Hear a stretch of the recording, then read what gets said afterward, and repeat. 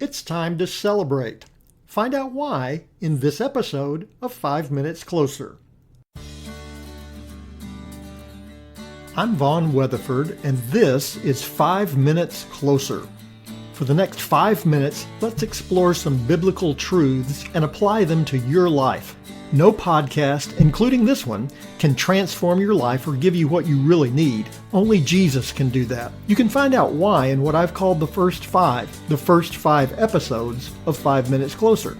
Each following episode explores scriptural truths that, if you follow them, will bring you 5 minutes closer to the person God created you to be. Let's see if we can get you 5 minutes closer.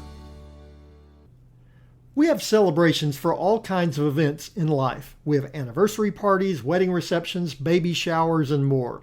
One of my personal favorites is the birthday party, even though my 9th birthday party was a disaster. We just moved to Austin, Texas, but I'd met enough people in the neighborhood to have a respectable party. So we had everyone over for hot dogs and games in the backyard. One of the games was to see who could kick a football the farthest. As the birthday boy, I wanted to win that particular competition, so I tried to give the ball the hardest punt I could. The only problem was I missed the ball and did a Charlie Brown number, flipping over backward and falling to the ground.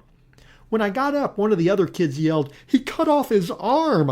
I looked down and blood was running down my arm from a 6-inch gash on my elbow.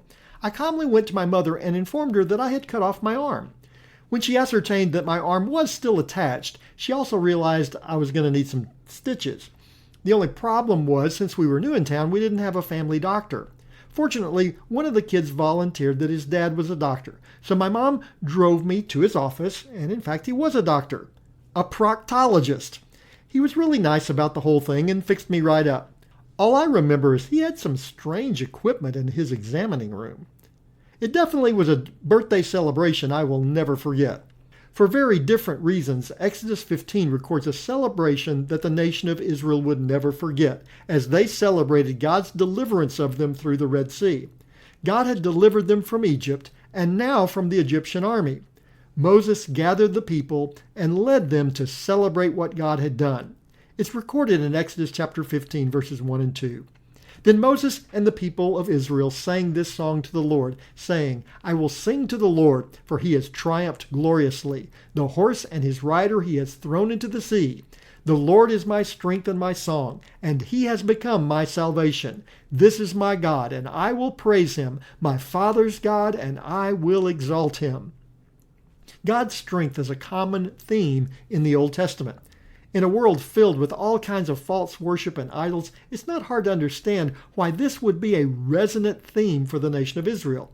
The false gods were unable to do anything for their people. These idols of stone and wood did nothing in response to the people's prayers. But the true God was not the same. The true God was a God who not only claimed strength, but proved it.